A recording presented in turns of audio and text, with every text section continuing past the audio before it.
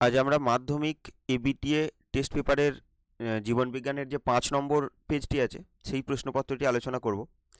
তার আগে আগের দিন যে পেজটা করানো হয়েছিল অর্থাৎ 124 পাতার, সেখানে 2.23 নম্বর একটা প্রশ্ন ছিল যে মেন্ডেলের দ্বিসংকর জনন পরীক্ষায় যে সর্বাধিক ফিনোটাইপটি কত ধরনের জিনোটাইপকে নির্দেশ করে। তো সেখানে আমি উত্তরটা একটু ভুল বলেছিলাম। তো আগে দেখি যে মেন্ডেলের যে ফিনোটাইপিক দ্বিসংকর জননের যে ফিনোটাইপিক বৈশিষ্ট্যটা কত।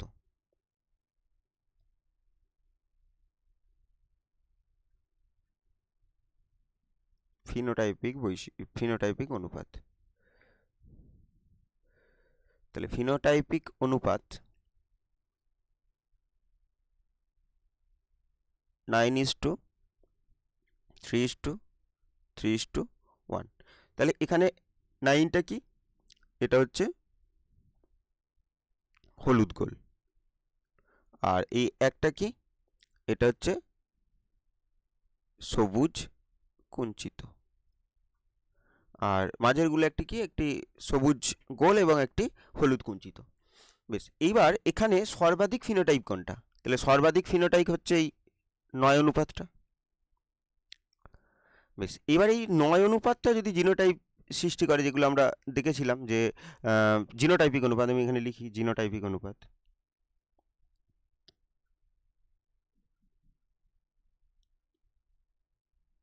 জিনোটাইপিক অনুপাত তাহলে কত হবে? 1:2:2:4। আর যেটা 2 অনুপাত আছে সেটা যদি ভাঙি তাহলে পাবো 1:2। আর এই 3 অনুপাত থেকে এটাকেও যদি ভাঙি তাহলে কি পাবো? 1:2। আর এটা তো 1, তাহলে এইটা হচ্ছে অনুপাত 1:2:2:4:1:2:1:1। তো এইটা পাবো। তাহলে এই চারটে যেটা পাচ্ছি, এই চারটে যে জিনোটাইপ পাচ্ছি, সেই জিনোটাইপ কোথা থেকে? হলুদ গোল থেকে। আর জানতে চাইছে সর্বাধিক ফিনোটাইপ যুক্ত, এখানে সর্বাধিক ফিনোটাইপ কোনটা? সর্বাধিক ফিনোটাইপ বৈশিষ্ট্যযুক্ত হচ্ছে হলুদ গোল। কারণ হচ্ছে সেটা কটা পাওয়া গেছে? হলুদ গোল কটা পাওয়া গেছে? 9টি পাওয়া গেছে। তাহলে সেখান থেকে প্রাপ্ত জিনোটাইপের সংখ্যা কত? 4। তাহলে এখানে উত্তর কত হতো? এখানে উত্তর হতো কত? 4, 4টি। কিন্তু আমি ওখানে ভুল করে কটি বলেছিলাম? 9টি। এই সবগুলোকে একসাথে বলেছিলাম। তাহলে এখানে উত্তর হতো কিন্তু 4টি। এটা একটু অবশ্যই ঠিক করে নেবে, এখানে উত্তর হবে কিন্তু 4টি। এরপর আমরা আজকের যে প্রশ্নপত্র সেটা আলোচনা করব। তাহলে এটা মুছে দিলাম, এটা অবশ্যই একটু ঠিক করে নিও। এটা কিন্তু 2.23 নম্বর প্রশ্নটা, আর পেজ নম্বর হচ্ছে 124 নম্বর পেজের যে প্রশ্নপত্রটা ছিল, তো সেখানকার উত্তর এটা হবে। পরের প্রশ্ন দেখি, সেটা হচ্ছে কি? যে নিচের কোনটি বনচারালের চলন নির্দেশিত করে? তাহলে বনচারালের যে চলন হবে সেটা কি বলছে? ফটোট্যাকটিক, কেমোন্যাস্টিক, প্রকরণ আর জিওট্রপিক। তাহলে এখানে উত্তর কি হবে? উত্তর হবে প্রকরণ চলন। এটা একটা রসস্ফীতিজনিত চলন। তাহলে এটা একটা রসস্ফীতিজনিত চলন।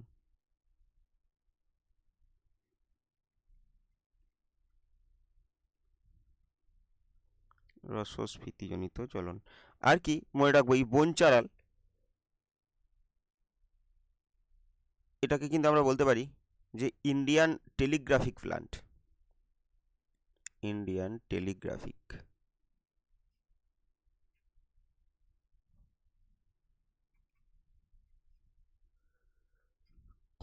তাহলে বনচারালকে বলা হয় ইন্ডিয়ান টেলিগ্রাফিক প্ল্যান্ট। আর ট্যাকটিক চলনে তো জানি আমরা যে ট্যাকটিক চলনে হয় কি অনুযায়ী হয়?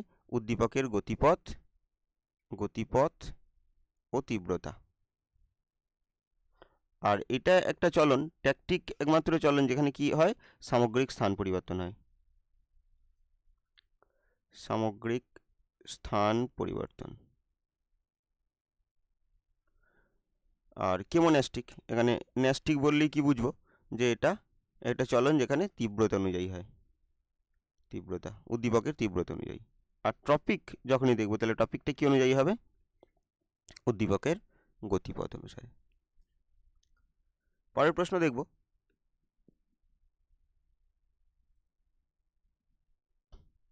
নাশপাতির নির্যাসে কোন হরমোন পাওয়া যায়?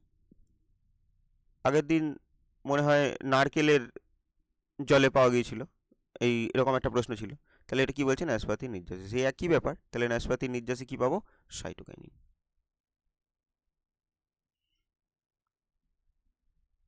পরের প্রশ্ন দেখব, নিচের কোনটি লঘু মস্তিষ্কের কাজ?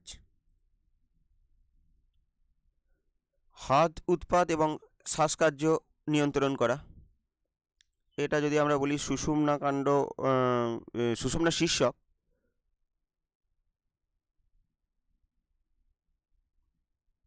সুষুম্না শীর্ষক, এবং এটা পন্সেরও কাজ, এই কাজটা করে।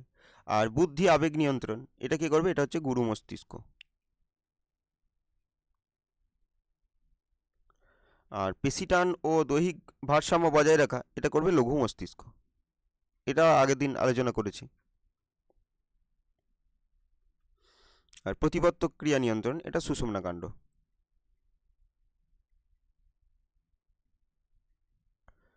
তাহলে এখানে বলছে কোনটি লঘু মস্তিষ্কের কাজ, তাহলে এখানে উত্তর কি হবে, উত্তর হচ্ছে পেশিটান ও দৈহিক ভারসাম্য বজায় রাখা। পরের প্রশ্ন দেখব, ইতর পরাগযোগের ক্ষেত্রে কোন বক্তব্যটি সঠিক নয়? তাহলে এখানে কি বলছে, ইতর পরাগযোগ। তাহলে ইতর পরাগযোগ বলতে জানি আমরা কি, যে দুটো আলাদা আলাদা আলাদা গাছের উদ্ভিদের মধ্যে, যে দুটো আলাদা আলাদা গাছের আলাদা আলাদা ফুল, তাদের মধ্যে যে পরাগযোগ, তাকে বলছি আমরা ইতর পরাগযোগ।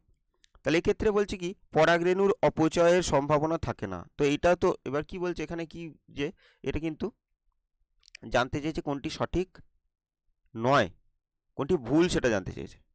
বেশ, তাহলে আগে ঠিকগুলো দেখে নিই, যে সতেজ ও রোগ প্রতিরোধ ক্ষমতাযুক্ত উদ্ভিদ উৎপন্ন হয়। হ্যাঁ, ইতর পরাগযোগে কি হবে, সতেজ ও রোগ প্রতিরোধ ক্ষমতাযুক্ত উদ্ভিদ উৎপন্ন হবে, যেহেতু এখানে যৌন জনন সম্পন্ন হচ্ছে। মানে যৌন জনন বলতে কি, যে আলাদা আলাদা গাছের মধ্যে জনন সম্পন্ন হচ্ছে, দুটো আলাদা আলাদা বৈশিষ্ট্য সংমিশ্রণ হওয়ার সম্ভাবনা থাকবে। তো সেখানে সতেজ ও রোগ প্রতিরোধ ক্ষমতাযুক্ত উদ্ভিদ উৎপন্ন হচ্ছে। নতুন চারিত্রিক বৈশিষ্ট্য সম্পন্ন উদ্ভিদের সম্পন্ন হয়, এটা হয় যেহেতু দুটো আলাদা উদ্ভিদের মধ্যে হচ্ছে। পরাগযোগ বাহকের উপর নির্ভর, পরাগযোগের বাহকের উপর নির্ভর করতে হয়। হ্যাঁ, অবশ্যই বাহকের উপর নির্ভর করতে হয়, যেহেতু আলাদা উদ্ভিদ, তো সেখানে কোনো বাহক সেই পরাগরেণুকে নিয়ে যাবে অন্য একটা ফুলে। বলছি কি, পরাগরেণু অপচয়ের সম্ভাবনা থাকে না, এইটাই হচ্ছে সঠিক নয়। অবশ্যই কি হবে, যখন একটা গাছ থেকে অন্য গাছে কোনো বাহকের মাধ্যমে যেতে হবে, তখন কিন্তু অনেক পরাগরেণুর অপচয় ঘটবে। এখানে বলছে কি, সম্ভাবনা থাকে না। তাহলে এখানে জানতে চেয়েছে কোনটি সঠিক নয়, তাই এটি সঠিক উত্তর। বেশ, পরের প্রশ্ন, একজন ব্যক্তি শৈশব ও পরিণত দশার মাঝের সময় আছেন। তাহলে কখন আছেন, শৈশব ও পরিণত দশার মাঝের সময়ে আছেন। তাহলে নিচের কোনটি সেই সময়কালকে নির্দেশ করে? তাহলে কি দেখব, এই 25 থেকে 35 বছর তো নয়, হ্যাঁ এই 10 থেকে 19 বছর। তাহলে এটা হচ্ছে 10 থেকে 19, শৈশব আর পরিণতির মাঝে, যেটাকে কি বলবো, যেটাকে বলবো বয়ঃসন্ধি।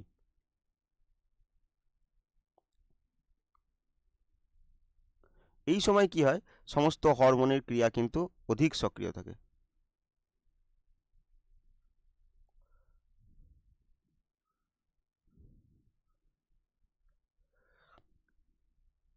পরের প্রশ্ন দেখব,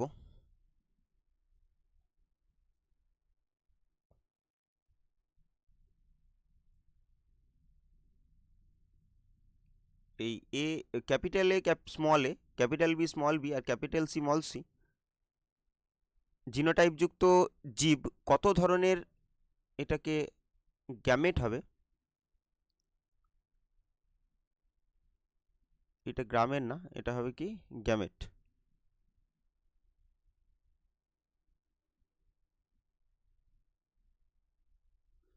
গ্যামেট উৎপন্ন করতে পারবে। তাহলে এই যে এটা 2, এটা 2 প্রকারের আছে, এটাও 2 প্রকারের আছে, সব দুটো আছে। যদি সব ক্যাপিটাল ক্যাপিটাল থাকতো বা স্মল স্মল থাকতো, তাহলে একই প্রকারের হতো। এখানে যেহেতু একটা ক্যাপিটাল একটা স্মল, তাই 2। এটা একটা ক্যাপিটাল একটা স্মল 2, এটাও একটা ক্যাপিটাল একটা স্মল, তাই 2। এবার এগুলো কি করে দেবো, এগুলো গুণ করে দেবো। তাহলে কত হবে, 8। তাহলে উত্তর কি হবে এখানে, 8 প্রকারের, 8 ধরনের। পরের প্রশ্ন দেখব,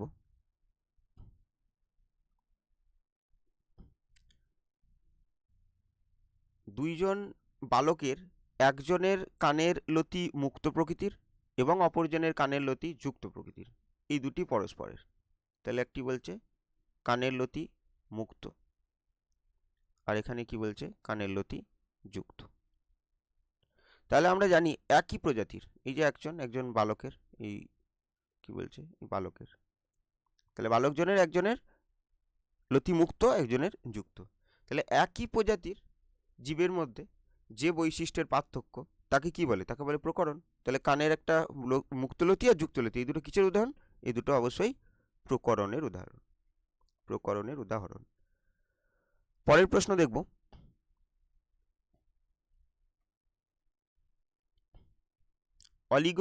অলিগোসিন যুগের ঘোড়ার জীবাশ্মটি চিহ্নিত করো। তাহলে এবার আমরা যদি ঘোড়াগুলো পরপর দেখি, একটা কি সবার প্রথম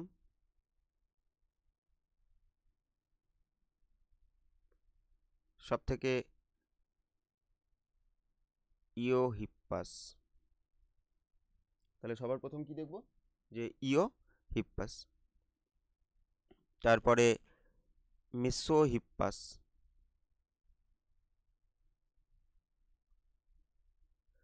মেরিচিপ্পাস,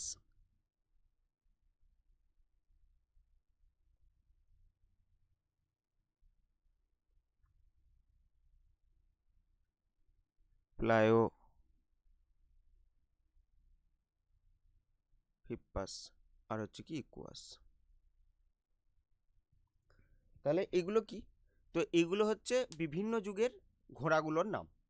তাহলে এবার আমরা কি দেখব, যে এই বিভিন্ন যুগের ঘোড়াগুলো কোন কোন যুগে এসেছিল। তাহলে একটা হচ্ছে কি ইওহিপ্পাস, একটা মেসোহিপ্পাস, একটা মেরিচিপ্পাস, একটা প্লায়োহিপ্পাস এবং একটি হচ্ছে ইকুয়াস। এবার আমরা জানি যে এর মধ্যে সব থেকে যেটা আমরা আধুনিক ঘোড়া বলবো, তাহলে সেটা কি? সেটা হচ্ছে ইকুয়াস, এটা আধুনিক।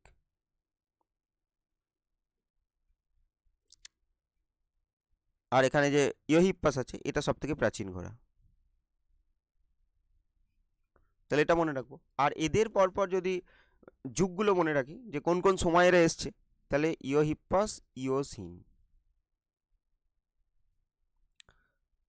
মেসোহিপ্পাস অলিগোসিন, অলিগোসিন, মেরিচিপ্পাস মায়োসিন,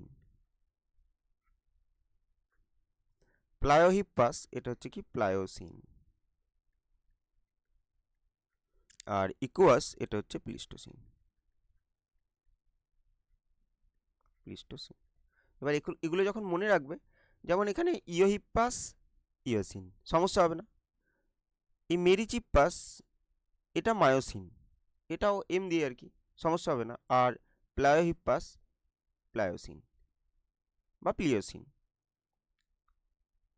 এবার কি এখানে এই বাকি যেগুলো রয়েছে, এই মেসোহিপ্পাস আর মেরিচিপ্পাস, তাহলে পড়ার সময় এইগুলো একটু, মেসোহিপ্পাস আর ইকুয়াস, এই দুটোর যুগ একটু আলাদা করে দেখতে হবে, খেয়াল রাখতে হবে।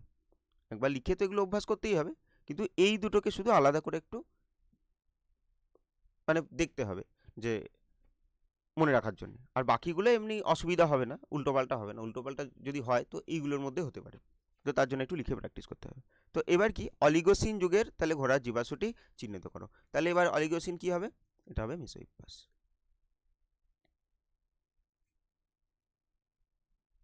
তাহলে এবার এখান থেকেই যদি বলি যেটা মেরিচিপ্পাস ছিল, তাহলে সেটা কি হতো? সেটা মায়োসিন যুগ, মায়োসিন। তাহলে ইওহিপ্পাস ইও আছে, তাহলে কি হবে? ইকুয়াস। আর প্লিওহিপ্পাস যেটা রয়েছে তাহলে কি হবে? প্লিওসিন।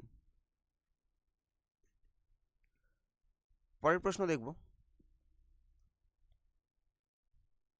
অর্জিত বৈশিষ্ট্যের বংশানুসরণ এই মতবাদের প্রবক্তা হলেন। তাহলে কি বলছে? অর্জিত বৈশিষ্ট্যের বংশানুসরণ, তাহলে এটার কি হবে? এটার হবে ল্যামার্ক।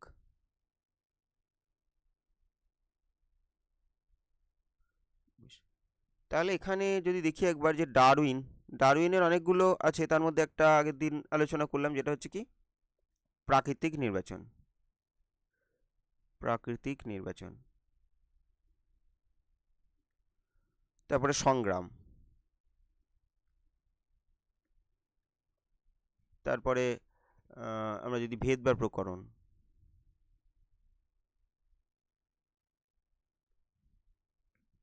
তারপর যদি আমরা দেখি যে যোগ্যতমের উদ্বর্তন,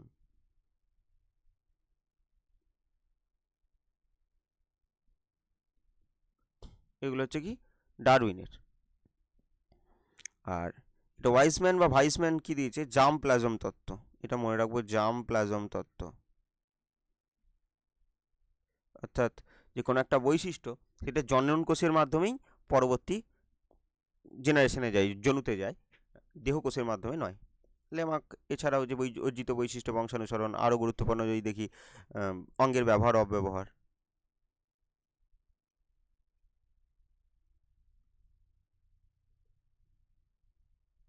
পরিবেশের প্রভাব,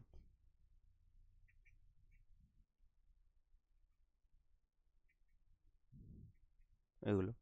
আর মেন্ডেল তো বংশগতির জনক, বংশগতির তত্ত্ব দিয়েছেন। পরের প্রশ্ন দেখব, তাহলে এখানে উত্তর কী হবে? অর্জিত বৈশিষ্ট্যের বংশানুসরণ, এই মতবাদের প্রবক্তা হলেন বিজ্ঞানী ল্যামার্ক। নিচের কোনটি নিষ্ক্রিয় অঙ্গের উদাহরণ নয়? তাহলে কি বলছে যে এখানে কিন্তু বলেছে, অবশ্যই খেয়াল রাখবো যে উদাহরণ নয় জানতে চেয়েছে। তাহলে কি দেখছি, এমুর ডানা, হাতের আঙুল, কক্সিস, ভার্মিফর্ম, অ্যাপেন্ডিক্স। কিছু বলেনি যেহেতু, এক্ষেত্রে এগুলো মানুষেরই ধরে নেবো এই এই বৈশিষ্ট্যগুলো। তাহলে কক্সিস, হ্যাঁ এটা অবশ্যই নিষ্ক্রিয় অঙ্গ। ভার্মিফর্ম, অ্যাপেন্ডিক্স, এটাও নিষ্ক্রিয় অঙ্গ। আর এমুর ডানা, এটাও নিষ্ক্রিয় অঙ্গ।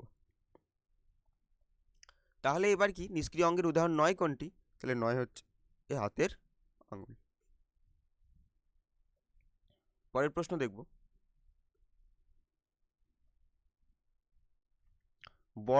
বর্ণান্ধতা হলো, তাহলে এটাও আলোচনা করেছি যে জিনগত রোগ যেগুলো আছে, একটা কি সেক্স ক্রোমোজোম ঘটিত, আর একটা হচ্ছে অটোজোম ঘটিত। তাহলে এবার যে সেক্স ক্রোমোজোম ঘটিত দুটো আমাদের সিলেবাসে আছে, একটা হচ্ছে কি বর্ণান্ধতা আর একটা হিমোফিলিয়া, আর অটোজোম ঘটিত একটাই আছে, সেটা হচ্ছে কি থ্যালাসেমিয়া। তাহলে বর্ণান্ধতা তার মধ্যে তাহলে কি হবে? সেক্স ক্রোমোজোম ঘটিত। প্রথমেই বলছে কি জনন ক্রোমোজোম বাহিত প্রকট, না প্রকট নয়। তাহলে এবার আমরা যদি লিখি একবার যে জিনগত রোগগুলো,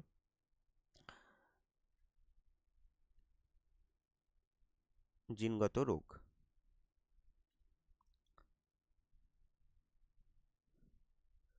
একটা হচ্ছে দেহকোষ, দেহকোষ, আর একটা হবে জনন কোষ। কি লিখলাম,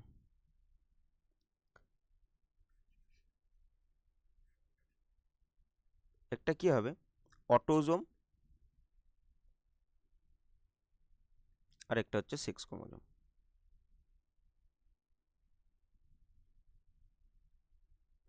এবার সব ক্ষেত্রেই মনে রাখবো এগুলো কি হবে, আমরা যেগুলো পড়বো অবশ্যই প্রকটও হয়। আমাদের সিলেবাসে যেগুলো আছে সব কি, সব প্রচ্ছন্ন। আমাদের সিলেবাসে বংশগত যে রোগগুলো আছে সেগুলো সব প্রচ্ছন্ন জিন ঘটিত। আর অটোজোম ঘটিত একটাই আছে, সেটা হচ্ছে থ্যালাসেমিয়া।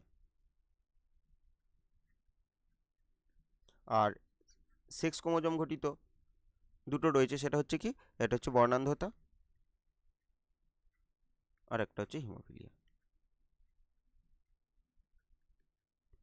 তাহলে এখানে কি বর্ণান্ধতা হলো, প্রথম বলছে জনন ক্রোমোজোম বাহিত। হ্যাঁ জনন ক্রোমোজোম বাহিত তো বটে, অবশ্যই এটা জনন ক্রোমোজোম বাহিত। কিন্তু পরেরটা কি বলছে, পরেরটা বলছে প্রকট, তাহলে অবশ্যই এটা প্রকট তো নয়। বেশ, তো তাই জন্য উত্তরটা হচ্ছে না। দেহ ক্রোমোজোম বাহিত, প্রথমে কি বলছে দেহ ক্রোমোজোম বাহিত, হ্যাঁ তাহলে অবশ্যই কি দেহ ক্রোমোজোম বাহিত তো নয়, তো তার জন্য এই উত্তরটা হচ্ছে না, প্রকটও নয়। এখানে যদি প্রকট দেখি তাহলে প্রকটও নয়। বেশ, এবার যদি দেখি জনন ক্রোমোজোম বাহিত, হ্যাঁ জনন ক্রোমোজোম বাহিত তো হবে অবশ্যই।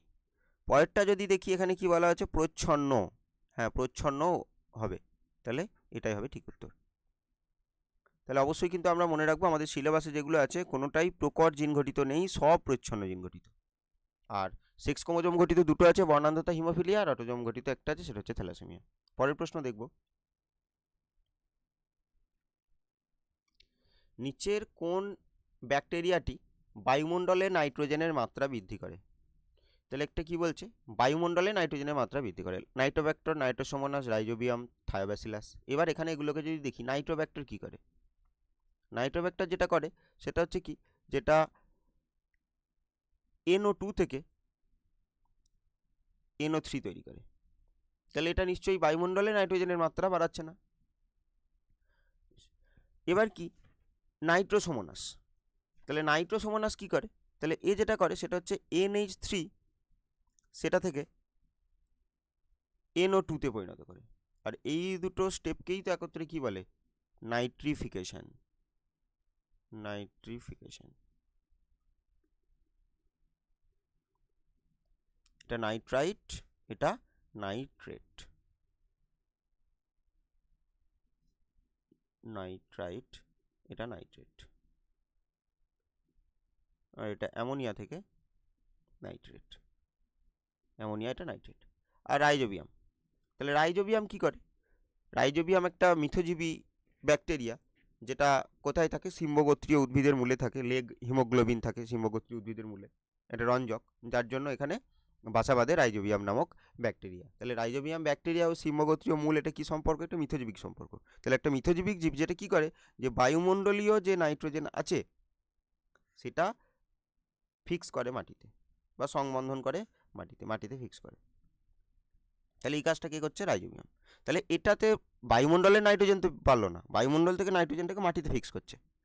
তাহলে তো বুঝতেই পারছি যে এখানে যেগুলো রয়েছে, যেগুলো বললাম, তাহলে এখানে নাইট্রোব্যাক্টর এই অপশনটাও হবে না, নাইট্রোসোমোনাস এটাও হবে না, রাইজোবিয়াম এটাও হবে না। এবার যদি দেখি থায়োব্যাসিলাস, এখানে উত্তর কি হবে? থায়োব্যাসিলাস। তাহলে থায়োব্যাসিলাসের কাজটা কি? থায়োব্যাসিলাসের কাজ হচ্ছে, এই যে NO3 হয়েছিল, NO3, তাহলে এটা থেকে কি তৈরি করা? এটা থেকে N2 তৈরি করা। তাহলে বায়ুমণ্ডলে N2 তৈরি হবে। তাহলে এই প্রক্রিয়াটাকে কি বলবো? ডিনাইট্রিফিকেশন। ডিনাইট্রিফিকেশন। তাহলে এই ডিনাইট্রিফিকেশনের দ্বারা কি হবে? যে বায়ুমণ্ডলে নাইট্রোজেনের পরিমাণ বাড়বে। এখানে বায়ুমণ্ডলে নাইট্রোজেনের মাত্রা বৃদ্ধি করে কোন ব্যাকটেরিয়া? তাহলে সেটা কি হবে? Thiobacillus denitrificans. পরের প্রশ্ন দেখব,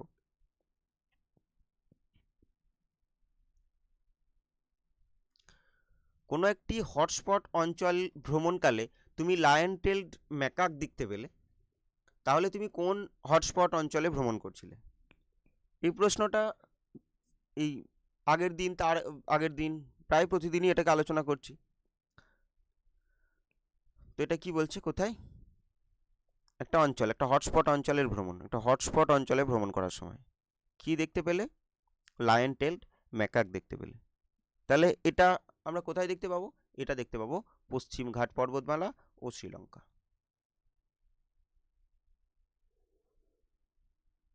তাহলে এখানে দেখতে পাবো। পরের প্রশ্ন, এখান থেকে তাহলে আগের দিন আলোচনা সবগুলোই করা আছে, এখান থেকে তাহলে বলে দিই যে একটা র্যাফলেসিয়াটা মনে হয় পড়া হয়েছিল। র্যাফলেসিয়া,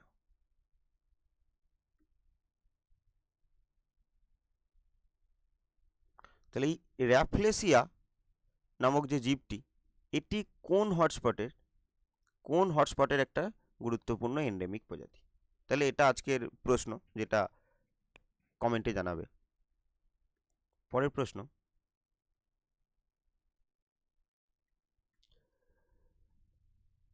কোন জলাশয়ের বর্ধিত বিওডি নিচের কোন ঘটনাকে নির্দেশ করে? আচ্ছা, কোনো জলাশয়ে বর্ধিত বিওডি, তাহলে কোনো জলাশয়ে বর্ধিত বিওডি, তাহলে এখানে বিওডির ফুল ফর্ম কি? বিওডি হচ্ছে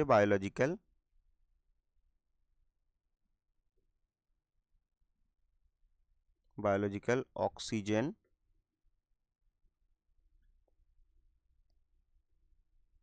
ডিমান্ড। তাহলে এখানে বলছে কোনো জলাশয়ের বর্ধিত বিওডি নিচের কোন ঘটনাকে নির্দেশ করে? তাহলে এটা কার কার সাথে সম্পর্কযুক্ত? কোনো একটা জলাশয়ে যদি পরিপোষক বেড়ে যায় তাকে বলবো ইউট্রফিকেশন। তাহলে ইউট্রফিকেশন যদি হয় তাহলে সেখানকার বিওডি বেড়ে যাবে। ওই ঘটনাটা কি বলবো? Algal Bloom. তাহলে বোঝাই যাচ্ছে কোথায় কোনো জলাশয়ের কথা হচ্ছে। তাহলে এটা কোন ঘটনাকে নির্দেশ করবে? অবশ্যই কাকে? জল দূষণ। তাহলে যদি দেখা যায় কোনো একটা জলাশয়ের বিওডির পরিমাণ বেশি, তার মানে বুঝতে পারছি সেই জলটা দূষিত জল। আচ্ছা, এরপরে অপশনগুলো দেখা উচিত ছিল, সেটা হচ্ছে কি, এটা উত্তর হবে না।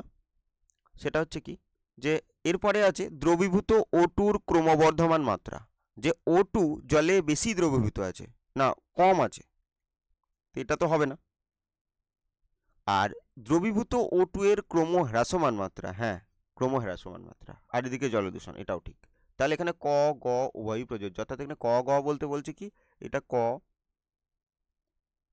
এটা খ, এটা গ, এটা ঘ যদি ধরি, তাহলে তার মানে কি এই এ আর ডি, তার মানে এ আর ডি উভয়ই কিন্তু এখানে সঠিক উত্তর। তাহলে এখানে উত্তর কি হবে? ক গ উভয়ই প্রযোজ্য। পরের প্রশ্ন দেখব,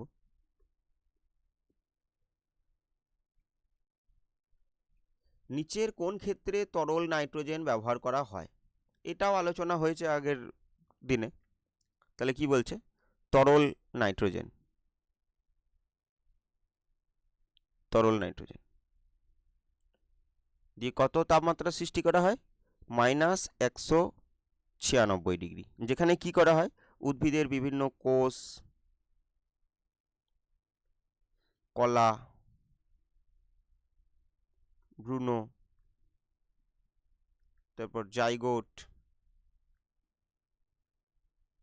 শুক্রাণু, ডিম্বাণু ইত্যাদি কি হয়? সংরক্ষণ করা হয়। তাহলে এটাকে কি বলবো? খুব কম তাপমাত্রার সঙ্গে যখনই যুক্ত হবে সেই জিনিসটাকে ক্রায়ো বলা হয়। তাহলে এটা কি? ক্রায়ো সংরক্ষণ বা ক্রায়ো প্রিজার্ভেশন। পরের প্রশ্ন দেখব,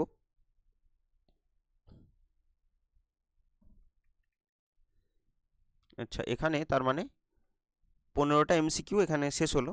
এরপর কি দেখব, যে এবার শূন্যস্থান পূরণ। অ্যান্টি কিটোজেনিক হরমোন নামে পরিচিত, কাকে অ্যান্টি কিটোজেনিক হরমোন বলে? কাকে বলে? ইনসুলিন। তাহলে ইনসুলিন হরমোন কি করে? লিপিড ভেঙে কি তৈরি হতে দেয় না? কিটোন বডি তৈরি হতে দেয় না।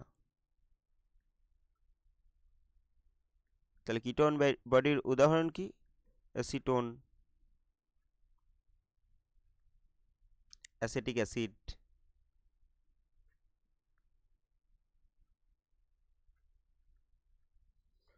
এগুলো হচ্ছে কিটোন বডির উদাহরণ। তাহলে এখানে উত্তর কি হবে? উত্তর হবে ইনসুলিন। ইনসুলিনকে অ্যান্টি কিটোজেনিক হরমোন বলে, কারণ কি কি করে, যে রক্তে কিটোন বডি তৈরি হতে দেয় না। পরের প্রশ্ন দেখব, অণু বিস্তারণের সময় প্লান্টলেট কোথা থেকে উৎপন্ন হয়? তাহলে অণু বিস্তারণ, যাকে ইংরেজিতে আমরা মাইক্রো প্রপাগেশন বলি, যেখানে কি দেখা যাবে, যে উদ্ভিদের কোনো একটা অংশ, কলা কোষ থেকে কি হচ্ছে, একটা সম্পূর্ণ জীব তৈরি হচ্ছে। সেই কোষ বা কলাটার ধর্মটাকে কি বলবো? টোটিপোটেন্সি। একটা নতুন জীব, পূর্ণাঙ্গ একটা কোষের পূর্ণাঙ্গ জীব সৃষ্টি করার ক্ষমতাকে কি বলে? টোটিপোটেন্সি।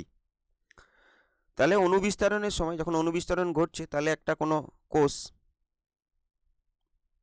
এটা কোষ ধরে নিচ্ছি, যে কোষটাকে কোথা থেকে নেওয়া হয়েছে? একটা সুস্থ সবল একটা রোগমুক্ত উদ্ভিদ থেকে নেওয়া হয়েছে। তাহলে তাকে কি বলবো? তাকে বলবো এক্সপ্লান্ট। তাকে বলবো এক্সপ্লান্ট। এবার এই এক্সপ্লান্টটাকে কর্ষণ মাধ্যমে রাখা হবে, কর্ষণ মাধ্যম।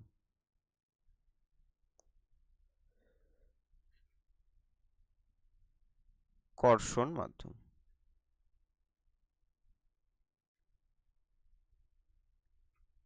যেমন আগার দিয়ে। এবার কি হবে? সেখান থেকে যেটা সৃষ্টি করা হবে, এখানে এই অনুভূমিকভাবে কি হবে? কিছু কোষ সৃষ্টি হবে, কিছু কোষের বৃদ্ধি হবে।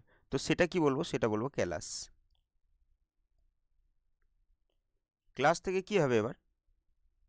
এবার এগুলো একটু উপরের দিকে বৃদ্ধি পেতে শুরু করবে। তাহলে সেটাকে কি বলবো? সেটা বলবো এমব্রয়েড। এমব্রয়েড। আর এই এমব্রয়েডটা এরপরে কি হবে? একদম চারা গাছের মতো সৃষ্টি হবে, যাকে কি বলবো? কর্ষণ মাধ্যম, তাকে বলবো প্লান্টলেট। এরপর একে প্রতিপালন করে যে উদ্ভিদ পাওয়া যাবে। তাহলে এখানে বলছে অণু বিস্তারণের সময় কি থেকে প্লান্টলেট উৎপন্ন হয়? তাহলে এখানে দেখতে পাচ্ছি কি এটা প্লান্টলেট। তাহলে প্লান্টলেট কোথা থেকে উৎপন্ন হলো? এমব্রয়েড। তাহলে উত্তর এখানে কি হবে? এমব্রয়েড।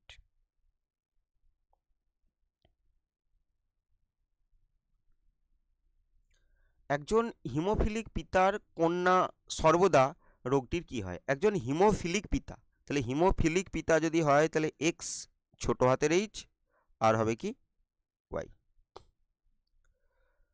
আর মা বলছে স্বাভাবিক, এখানে স্বাভাবিক বলতে আমরা বাহক না একদম স্বাভাবিক ধরে নিচ্ছি, তার মানে x H R x H. তাহলে যেটা কন্যা সন্তান হবে একটা তো তার মাতার দেহ থেকে পাবে আর একটা তার পিতার দেহ থেকে পাবে, আর পিতার দেহ থেকে পেলে নিশ্চয়ই ওয়াই পাবে না, এক্স পাবে। এখানে এক্স কি, এই যে এক্স ক্রোমোজোমটা পিতার দেহে যে এক্স ক্রোমোজোমটা আছে তাহলে সেটা কি দেখতে পাচ্ছি ত্রুটিপূর্ণ, কারণ এটা ছোটো হাতের এইচ, এটাকে ত্রুটি ধরে নিচ্ছি আর বড় হাতের এইচটাকে স্বাভাবিক ধরে নিচ্ছি। তাহলে এখান থেকে যে কোনো একটা পাবে স্বাভাবিক পাবে আর এখান থেকে সবসময় এটাই পাবে। তাহলে তার জিনোটাইপটা কী হবে? X capital H R x small H. আমরা ক্যাপিটাল এইচকে ধরে নিচ্ছি স্বাভাবিক আর স্মল এইচকে ধরে নিচ্ছি কি ত্রুটিপূর্ণ। তাহলে এটা কী অবস্থা দেখতে পাচ্ছি? তাহলে এটাও দেখতে পাচ্ছি থ্যালাসেমিয়া রোগের বাহক। তাহলে একজন হিমোফিলিক পিতার কন্যা সর্বদা রোগটির কী হবে? বাহক হবে।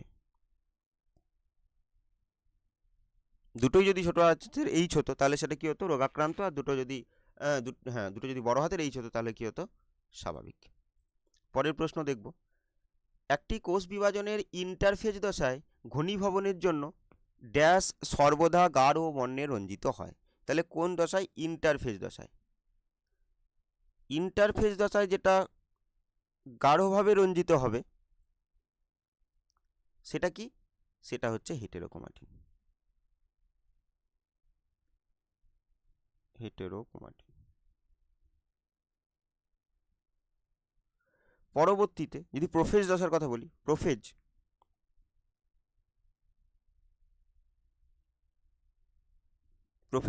তাহলে প্রোফেজ দশায় কিন্তু একটা হালকাভাবে রঞ্জিত হবে একটা গাঢ়ভাবে রঞ্জিত হবে, এটা কিন্তু উল্টো হয়ে যাবে, তখন হালকাভাবে হবে হেটেরো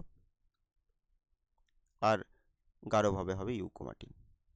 তাহলে এটা কিন্তু মনে রাখবো যে ইন্টারফেজ দশায় গাঢ়ভাবে রঞ্জিত হবে হেটেরোক্রোমাটিন আর প্রোফেজ দশায় গাঢ়ভাবে রঞ্জিত হবে ইউক্রোমাটিন। তাহলে এখানে উত্তর কিন্তু হেটেরোক্রোমাটিন। পরের প্রশ্ন দেখব যে কোনো খাদ্য শৃঙ্খলে ক্রমাগত উচ্চমাত্রায় জৈব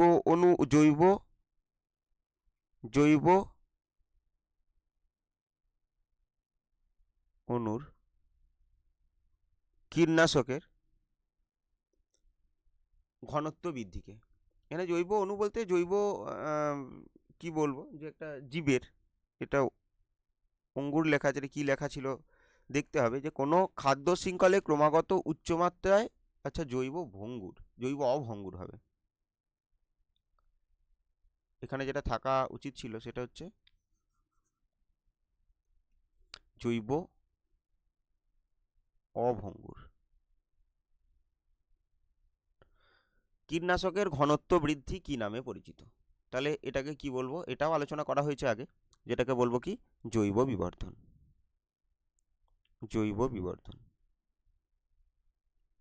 এটা আগে একবার আলোচনা করেছি এই প্রশ্নটা, আর আলোচনা করছি না, যেটাকে জৈব বিবর্ধন বা বায়ো ম্যাগনিফিকেশন বলবো। পরের প্রশ্ন, মাছের পটকা প্লবতা বজায় রাখার জন্য কোন অংশে গ্যাস উৎপাদন করে? তাহলে মাছের পটকায় যে অগ্রপ্রকোষ্ঠ থাকে সেখানে একটা গ্রন্থি থাকে যার নাম হচ্ছে রেড গ্রন্থি। তাহলে সে কি করবে? গ্যাস উৎপন্ন করবে এবং প্লবতা বৃদ্ধি করবে। নিচের বাক্যগুলি সত্য মিথ্যা নিরূপণ করো। কোনো ব্যক্তি কাছের বস্তু ঠিকমতো দেখতে পায় না। তাহলে কাছের বস্তু ঠিকমতো দেখতে পায় না। এবার আমাদের এক্ষেত্রে একটা জিনিস মনে রাখবো যে কাছের বস্তু দেখতে হলে ফোকাস দৈর্ঘ্য কিন্তু কাছে থাকতে হবে, আর ফোকাস দৈর্ঘ্য কাছে হতে গেলে কি হতে হবে? লেন্সকে উত্তল হতে হবে। তাহলে কোনো ব্যক্তি কাছের বস্তু ঠিকঠাক দেখতে পায় না, তার অবতল লেন্স ব্যবহার করতে হবে না, এখানে কি হবে? তাকে উত্তল লেন্স ব্যবহার করতে হবে। এইটা কি? এটা ভুল উত্তর। এখানে কি ব্যবহার করতে হতো? তাকে ব্যবহার করতে হতো এই অবতল লেন্সের পরিবর্তে কি ব্যবহার করতে হতো? উত্তল লেন্স।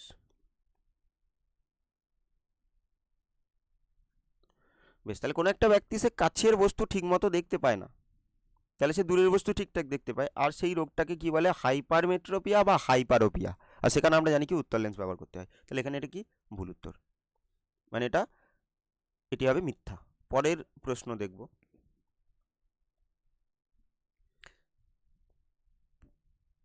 বেস সংযুক্তিকালে অ্যাডেনিন থাইমিনের সাথে 3টে হাইড্রোজেন বন্ধনী দ্বারা যুক্ত থাকে।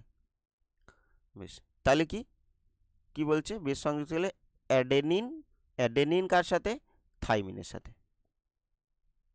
তাহলে এটা অ্যাডেনিন এ আর থাইমিন হচ্ছে টি, এর মধ্যে যে বন্ধন থাকে সেটা হচ্ছে 2টো হাইড্রোজেন বন্ধন থাকে। কিন্তু এখানে কি বলেছে, এখানে বলছে 3টি হাইড্রোজেন বন্ধন। তাহলে এখানে কি হবে, এটা ভুল। তাহলে 3টি নয়, কটি থাকে, 2টি থাকে। 3টি কার মধ্যে থাকে, জি এবং সি এর মধ্যে 3টে। তাহলে এখানে এটাও মিথ্যা। তাহলে বেস সংযুক্তকালে অ্যাডেনিন থাইমিনের সঙ্গে 3টি হাইড্রোজেন বন্ধন যুক্ত থাকে, তাহলে এটা মিথ্যা। এসটিএইচ এর কম ক্ষরণে শিশুদের কেটিনিজম হয়। এই এসটিএইচ এটাও আগের দিন পড়েছি, কেটিনিজম আগের দিন পড়েছি। এসটিটা প্রশ্নে ছিল, এসটিএইচটা, আর কেটিনিজমটা তার ব্যাখ্যায় বলেছিলাম। তাহলে এবার এসটিএইচ সোমাটোট্রফিক হরমোন এর কম ক্ষরণে যেটা হবে সেটা হচ্ছে বামনত্ব বা ডুয়ারফিজম। আর কেটিনিজম এটা কি, থাইরক্সিন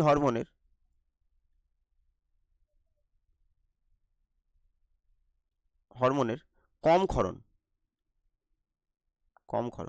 আর রোগটা কাদের, রোগটা হয় শিশুদের। আর বড়দের হলে কি হতো, মিক্সিডিমা। তাহলে থাইরক্সিন হরমোনের কম ক্ষরণে শিশুদের কি হয়, শিশুদের কেটিনিজম রোগ হয়। আর বড়দের কি হতো, মিক্সিডিমা। আর এসটিএইচ এর কম ক্ষরণে কি হবে, বামনত্ব। পরের প্রশ্ন দেখব,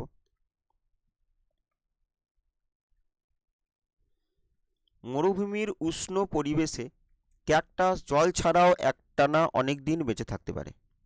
হ্যাঁ, তাহলে মরুভূমির উষ্ণ পরিবেশে ক্যাকটাস জল ছাড়াও একটানা অনেক দিন বেঁচে থাকতে পারে, কারণ কি, এর কিছু অভিযোজনগত বৈশিষ্ট্য চলে এসছে, যেমন কি পাতা কাঁটায় রূপান্তর,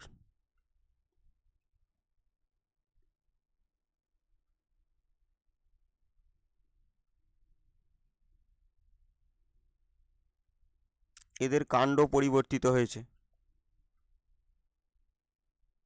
কি হয়ে গেছে, পর্ণকাণ্ড, যে রসালো সবুজ কাণ্ড সেটা পর্ণকাণ্ড।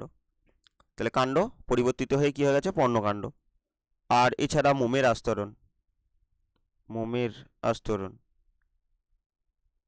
তো এই সমস্ত এগুলো দিয়ে কি করে, যে তারপর পত্ররন্ধ্র যদি থাকে তাহলে সেটা কি, সেটা নিবেশিত পত্ররন্ধ্র থাকবে, নিবেশিত বা অনুপস্থিত থাকা নিবেশিত পত্ররন্ধ্র। তাহলে এইগুলোর দ্বারা সে কি করতে পারে, বাষ্পমোচন রোধ করতে পারে, এবং বাষ্পমোচন রোধ করার জন্য সে জল ছাড়াও একটানা অনেক দিন বাঁচতে পারে।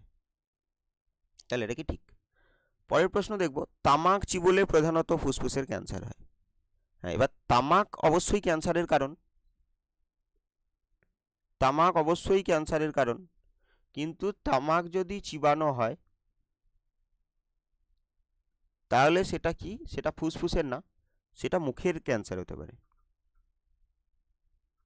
তাহলে এখানে বলছে প্রধানত ফুসফুসে। তাহলে ফুসফুসের ক্যান্সার হচ্ছে কি, যে এটা তামাক, ওই যেমন বিড়ি সিগারেট জাতীয়, তাহলে এইসব পান করলে, তাদের ধোঁয়া পান করলে তখন ফুসফুসের ক্যান্সার হবে। কিন্তু এখানে চিবোলে বলেছে, তাহলে এখানে চিবোলে ক্যান্সার হতে পারে, কিন্তু ফুসফুসের ক্যান্সার না। বেশ, তাহলে এটা মিথ্যা। পরের প্রশ্ন,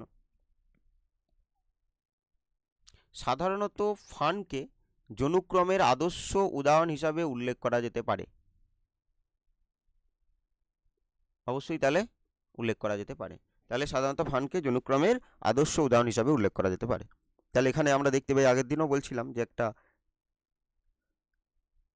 এন আর একটা 2n, একটা লিঙ্গধর দশা, একটা রেণুধর দশা। তাহলে তার কি দেখতে পাচ্ছিলাম, পর্যায়ক্রমিক আবর্তন দেখতে পাচ্ছিলাম, এবং তাকে কি বলে, তাকে বলে যৌনক্রম।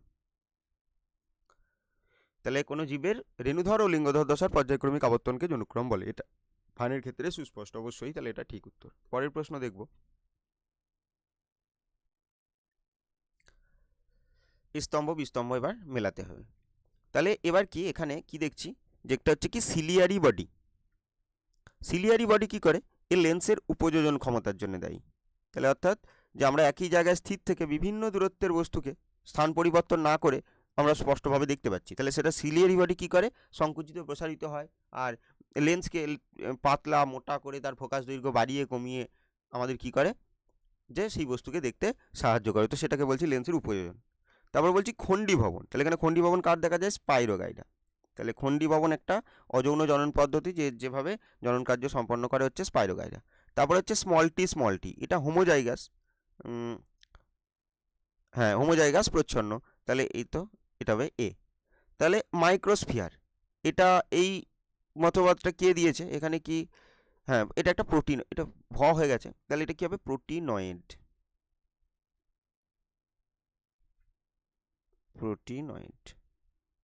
মানে আসলে প্রোটিনই, কিন্তু এদের ক্রস চেন থাকে, সেগুলোকে প্রোটিনয়েড বলে। বেশ, তাহলে এবার কি, এটা হচ্ছে মাইক্রোস্ফিয়ার প্রোটিনয়েড, এটা কি হবে, এটা বি। আর অসম্পূর্ণ প্রকটতার ফিনোটাইপিক অনুপাত 1:2:1, তাহলে এটা কি হবে, এটা হবে সি। আর সম্পদের অতি ব্যবহার যার করা হয়েছে এখানে কার আছে, এটা সর্পগন্ধা, তাই জন্য কিন্তু বিপন্ন, তাহলে এটা হবে ডি।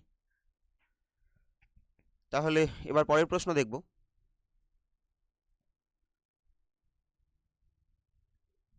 এটা একটা এক্সট্রা অপশন ছিল, যেটা এর মধ্যে কোনোটাই নয়, এটা কোনোটা উত্তর হতো না। বেশ, একটি শব্দ বা একটি বাক্যে উত্তর দাও। তাহলে এবার এখানে কি বলছে যে বি সদৃশ্যটি বেছে লেখো। তাহলে কি বলছে, একটা অক্সিটোসিন, এটা বলছে এলটিএইচ, একটা আইসিএসএইচ, একটা এফএসএইচ। এবার এখানে আমরা যদি দেখি, এই যে অক্সিটোসিন, এটা কোথা থেকে খরিত হয়, আর বাকি এরা কোথা থেকে খরিত হয়,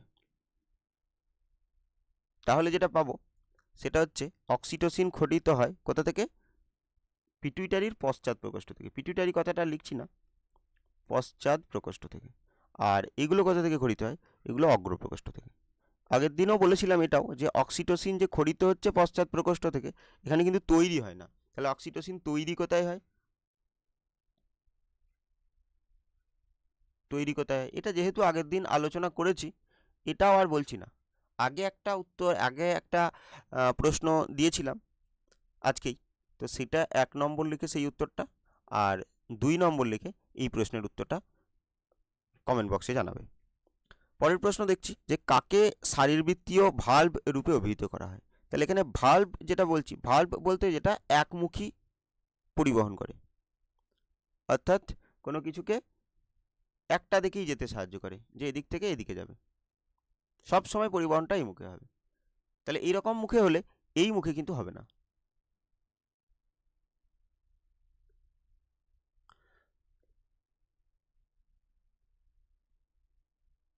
এই মুখে হবে না, একটা মুখেই হবে। তো সেইটা হচ্ছে ভাল্ব, তখন তাকে কি বলবো, তখন তাকে বলবো ভাল্ব। তাহলে এই রকম কাজ কি করে, কে করে সেটা, সেটা হচ্ছে সাইন্যাপস।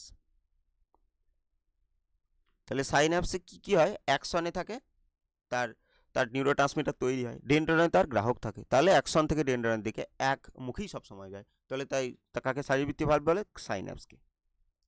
বেশ, নিচের সম্পর্কযুক্ত একটি শব্দজোড় দেওয়া আছে, এটা প্রথম সাথে দ্বিতীয় বেছে নিয়ে লিখতে হবে। তাহলে বলছি কি, প্লাজমোডিয়াম বহু বিভাজন, তাহলে ইস্ট কি হবে, তাহলে প্লাজমোডিয়ামের বহু বিভাজন হয়, তাহলে ইস্টের হবে ক্রোকোদ্গম।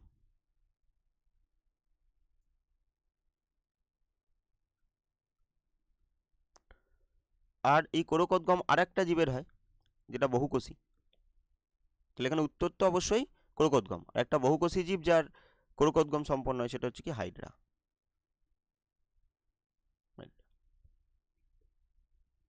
পরের প্রশ্ন দেখব।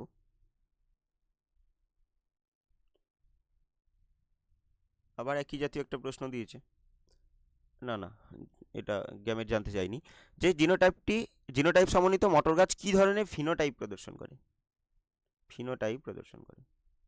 তাহলে কি দেখতে পাবো, যেটা ক্যাপিটাল ওয়াই আছে, তাহলে এটা কি হবে, এটা ইয়েলো, হলুদ।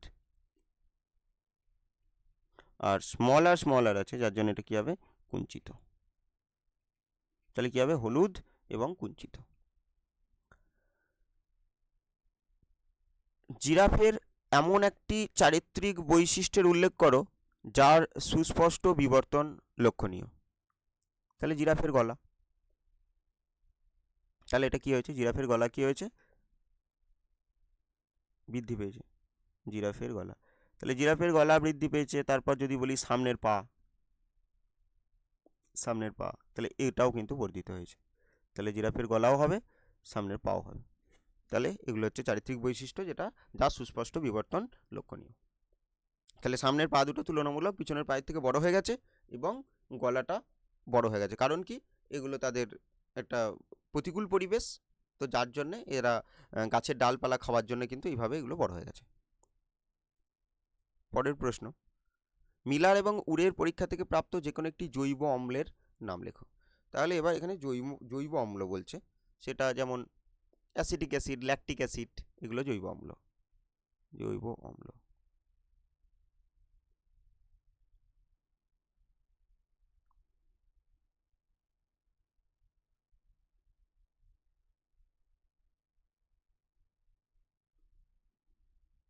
Lactic acid. এছাড়াও শর্করা তৈরি হয়েছিল, রাইবোজ শর্করা। তারপরে এছাড়াও অ্যাডেনিন তৈরি হয়েছিল, কি এটা N2 বেস, এটা শর্করা। অ্যামাইনো অ্যাসিড তৈরি হয়েছিল,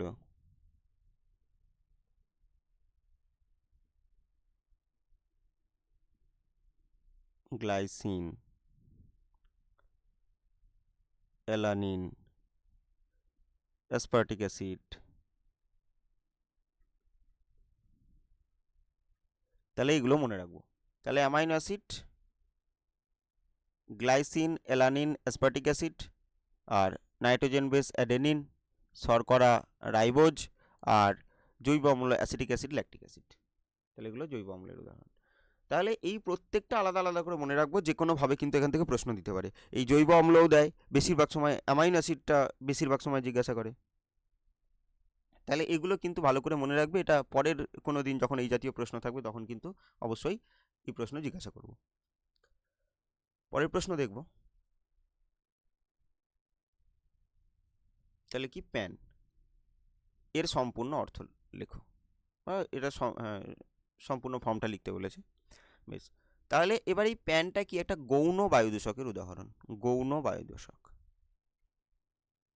তাহলে গৌণ বায়ু দূষক কাকে বলবো? কোনো কলকারখানা বা যানবাহন যেখান থেকে দূষক পদার্থ নির্গত হয়, তো সেখানে যেসব প্রাথমিক যেসব পদার্থগুলো নির্গত হলো সরাসরি, সেই পদার্থগুলো তাদের মধ্যে রাসায়নিক বিক্রিয়া করে আরও জটিল যৌগ তৈরি করলো, যেগুলো আরও পরিবেশের ক্ষেত্রে ক্ষতিকর, তো সেগুলোকে বলে গৌণ বায়ু দূষক। গৌণ বায়ু দূষক কাকে বলে সেটাও কিন্তু পরীক্ষায় পড়ে। আর তার একটি উদাহরণ তাহলে কি, প্যান। তাহলে প্যান ছাড়াও গৌণ বায়ু দূষক SO3 বলতে পারি, HNO3 বলতে পারি, O3 বলতে পারি, এগুলো সব কিন্তু গৌণ বায়ু দূষকের উদাহরণ। এবার প্যানের সম্পূর্ণ অর্থ, তাহলে পারঅক্সি অ্যাসিটাইল নাইট্রেট। তাহলে পারঅক্সি acetyl nitrate.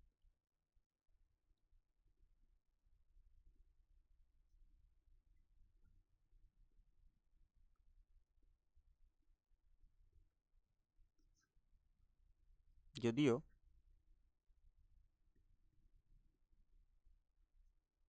Acetyl,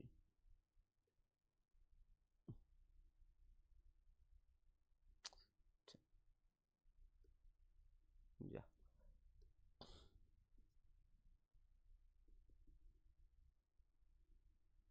acetyl nitrate ইংলিশে লিখব ফুল ফর্মগুলো। নিচের 4টি বিষয়ের মধ্যে 3টি বিষয় বাকি 1টি বিষয়ের অন্তর্গত, সেই বিষয়টি খুঁজে লেখো।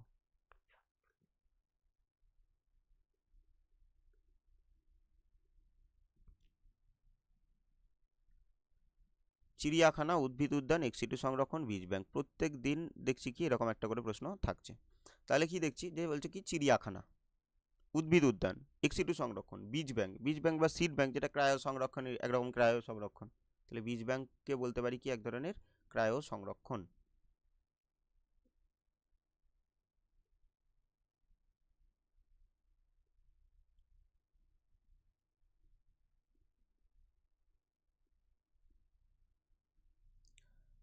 তাহলে এগুলো সব কি, এগুলো সব হচ্ছে এক্সিটু সংরক্ষণ।